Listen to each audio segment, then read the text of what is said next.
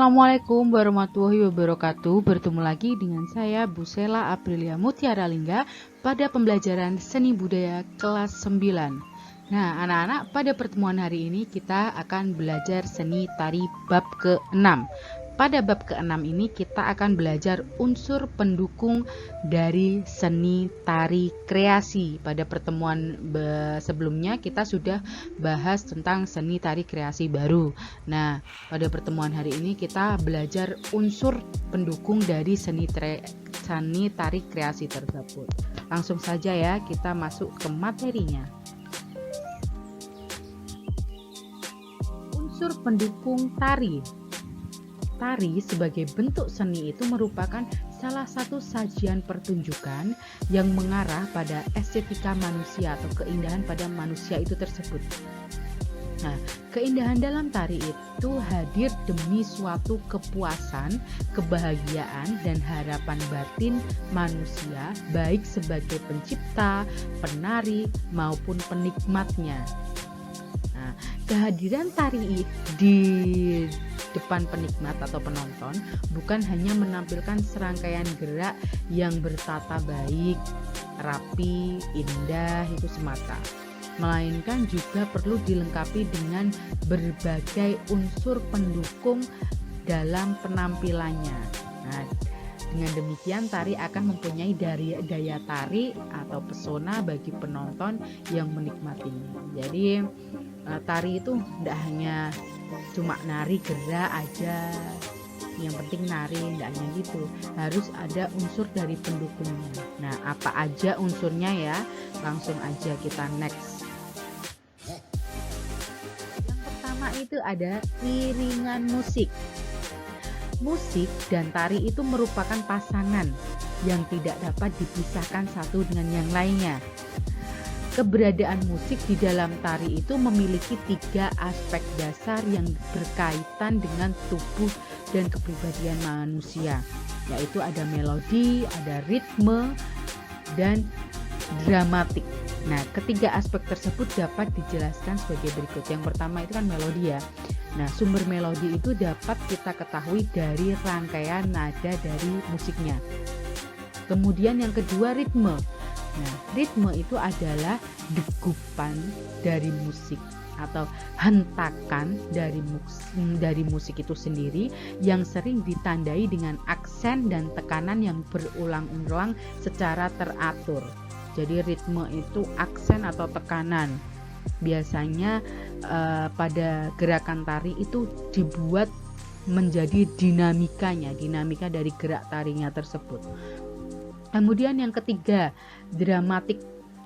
Dramatik itu yaitu suara-suara yang dapat memberikan suasana tertentu. Salah satu contohnya itu adalah tari ucul yang diiringi musik sambyong. Kemudian musik sambyong tersebut berasal dari bambu. Nah, bambu itu memiliki suara yang beda dari suara yang lain. Nah, dramatik ini, kalau iringan musik yang dramatik itu membangun suasana dari pertunjukan tari tersebut, apakah itu sedih, apakah menegangkan, apakah gembira, itu dari musiknya tersebut, kayak gitu, dari iringannya. Lanjut, kemudian yang lain, kemudian properti tari. Nah, properti itu sendiri merupakan semua peralatan yang digunakan untuk pementasan tari. Properti tari pada dasarnya itu dapat digunakan untuk memberi keindahan bentuk pada pertunjukan tari agar garapan tari itu akan terlihat lebih sempurna. Untuk menunjang. Contoh kita tarian tari piring. Ya harus ada penunjangnya, itu apa? Kayak gitu. Kemudian penggunaan properti tari itu harus mempertimbangkan jenis atau fungsi dan ketepatan dalam menggunakan properti tari dengan baik dan benar. Nggak asal-asalan kita pakai properti, wes asal pakai iki, sementing pakai tongkat, nggak tahu ini tongkat fungsinya untuk apa. Nah, itu nggak boleh. Harus ada fungsi yang tepat, kayak gitu. Hal ini dikarenakan dalam penggunaan properti tari perlu penguasaan atau keterampilan dari seorang penari. bisa aja properti yang kalau kamu asal-asalan ya, bisa aja properti yang kamu bawa itu bisa jadi celaka. Kayak tongkat kamu tidak pergunakan dengan baik, kamu taruh bawah gitu aja, pada saat kamu bergerak bisa kamu tergelincir karena terkena tongkat tersebut. Nah, itu salah satu contohnya seperti itu. Berikut ini adalah contoh dari properti, kalian bisa lihat sendiri. Nah, contoh dari properti tari ada selendang atau sampur. Itu yang sebagian besar atau 90% digunakan pada tari yang ada di Indonesia. Selendang atau sampur. Kemudian ada topeng pada tari topeng atau tari gegot juga pakai topeng. Kemudian tari apa lagi, tari jaranan, reok kayak gitu juga pakai topeng. Kemudian tari jaranan pakai jaran, pakai kuda mainan, itu namanya propertinya. Kemudian tari piring juga pakai piring. Ada lagi tari lilin juga pakai lilin. Terus ada yang tari payung pakai payung kayak gitu. Tari topi juga propertinya pakai topi kayak gitu. Itu yang namanya properti. Lanjut ya. Paham? Bisa dipahami? Kemudian yang ketiga atau unsur pendukung yang ketiga itu adalah tata rias dan busana tari kreasi itu sendiri. Nah, busana dan tata rias pada seni tari adalah sarana pembantu yang berperan mendukung pertunjukan tari. Sementara itu, aksesoris adalah bagian dari busana. Nah, tata busana atau pakaian itu adalah segala sesuatu yang dikenakan atau yang melekat kepada tubuh si penari atau seorang penari, itu mulai dari atas kepala sampai kaki si penari. Itu termasuk tata busana atau pakaian atau kostum. Apa aja dari ujung kaki sampai kepala itu? Ada pakaian dasar. Pakaian dasar biasanya itu polos ya, polos-polos. Ada daleman, ada mungkin cuma celana aja, kayak gitu. Kemudian pakaian kaki atau sepatu. Setelah itu pakaian tubuh. Pakaian tubuh itu apa aja? Ya pernak-perniknya, aksesoris dari pakaian tubuh. Biasanya ada yang pakai plat dada atau plat pinggung, kayak gitu. Kemudian pakaian kepala atau hiasan kepala, mahkota. Itu juga termasuk busana dari tari. Dan yang terakhir adalah perlengkapan-perlengkapan lainnya atau aksesoris lainnya seperti gelang, kalung, kemudian gelang, kalung, cincin, kayak gitu, plat bahu, kayak gitu. Itu yang juga termasuk dari busana tari. Lanjut ke tata rias ya. Tata rias dan busana dari kreasi begitu terbuka terhadap perubahan. Nah, hal tersebut itu membuat perbedaan yang sangat besar pada jenis tari satu ke jenis tari yang lainnya. Kemudian dari masa ke masa itu juga selalu berkembang dan berubah. Nah, pada seni tari atau tradisi yang nenek moyang kita tetapkan dulu, itu bentuknya pakem atau baku. Ada bakunya. Itu tidak boleh diubah. Kalau kita mau tari remo, pakem, ya kostumnya dan lagunya, kemudian make upnya itu ya harus pakem seperti tari remo. Tidak boleh diubah-ubah. Tapi kalau saya mau tari kreasi baru remo, tari kreasi remo, itu kalian bisa ubah tatanan riasnya, tatanan busananya itu bisa diubah. Ya. Kemudian penggunaan tata rias dan busana kreasi itu bebas sesuai dengan karakter atau keinginan koreografer. Jadi bebas, kalau itu tari kreasi sih bebas, busananya, riasannya itu bisa diubah-ubah seperti itu. Asal tidak meninggalkan estetika dari tarian tersebut. Nah, ini adalah contoh tata busana dari tari merak. Dari atas kepala ada sigernya, ada mahkotanya, sigernya. Nah, yang kedua ada garuda mengkurnya. Kemudian sesumping yang di telinga, ada apok yang di leher. Kita Busela biasa nama kan itu rompi dada kayak gitu. Ada baju atas, kemudian sayap, sabuk, sampur atau selendang, kelat bahu, gelang, dan rok. Nah, itu dari atas sampai kepala itu tata busananya. Juga ada tata busana dari tari topeng. Mulai dari atas soprah, ya, atas soprah itu rambut topengnya itu, kemudian kedok atau topeng, sumpingnya itu agak panjang, kemudian baju kutung, baju pendek maksudnya, kemudian ada dasi, gadongan atau ikat pinggang, kain ules, tapi atau sinjang, kemudian sontok itu celana pendek, kemudian soder atau sampur atau selendang kayak gitu. Nah, mulai atas sampai bawah. Biasanya ada yang ditambahi kelintingan di kaki. Nah, kayak gitu. Ini adalah contoh tata rias. Tata rias yang pertama itu ada tari Tengul dari khas Bojonegoro.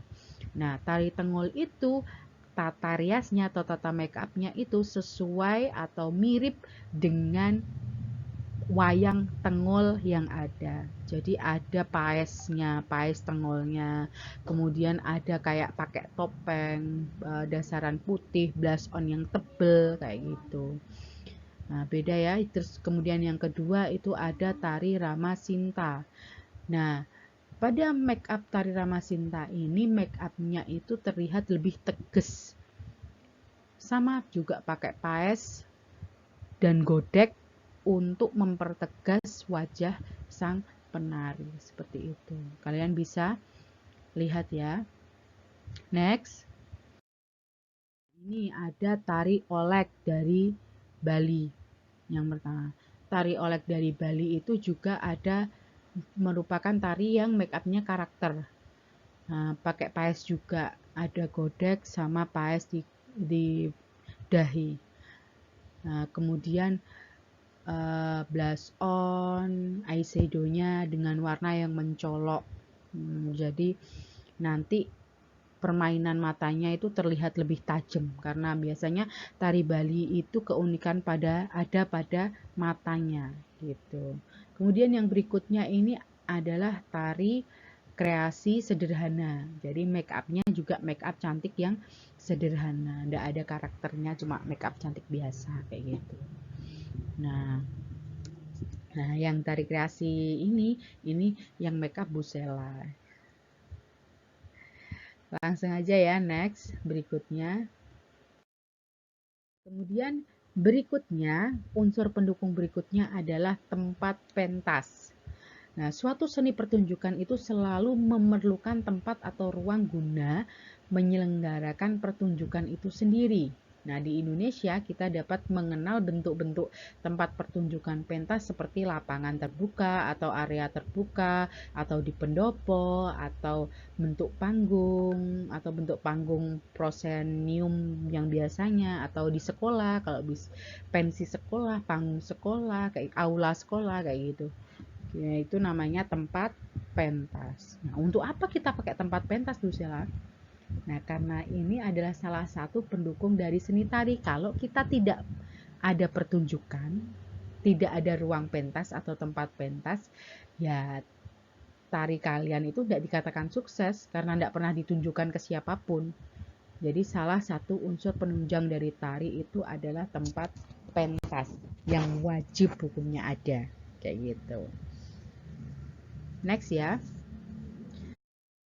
Ini adalah contoh dari tata pentas. Ada kayak panggungnya, ini panggung besar tapi ada di itu ya, di indoor ya, di dalam gedung kayak gitu, di aula atau di itu.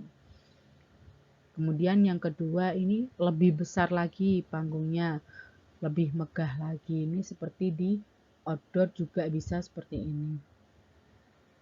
Kalian bisa lihat dan amati, ini adalah contoh dari tata pentas. Next. Ini yang outdoor. Biasanya seperti kalian lihat di gambar bahwa ini adalah pertunjukan tari yang ada di Candi Prambanan. Kalau kalian pernah di Prambanan lihat pertunjukan tari, nah ini salah satu contoh dari pertunjukan tari di Candi Prambanan kayak gitu. Yang berikutnya atau yang terakhir. Yang terakhir adalah tata lampu dan tata suara. Kenapa perlu tata lampu dan tata suara? Nah, lighting dan sound system itu termasuk unsur pendukung tari yang juga sangat penting.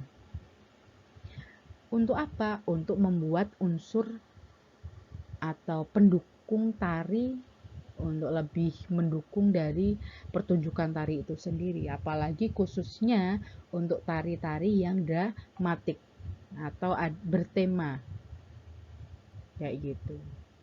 Jadi ada warna-warninya.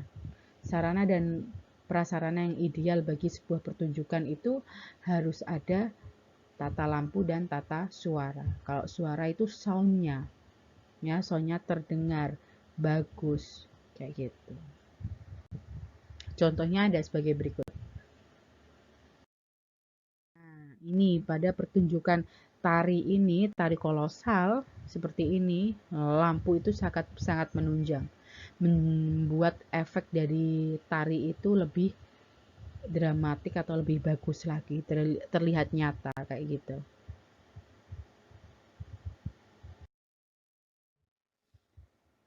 Kemudian memperagakan gerak tari kreasi dengan menggunakan unsur pendukung. Nah, anak-anak, kamu kan telah mengetahui ya keunikan dari ragam gerak tari kreasi Nusantara. Apakah kamu dapat memperagakan gerakan-gerakan tari kreasi tersebut?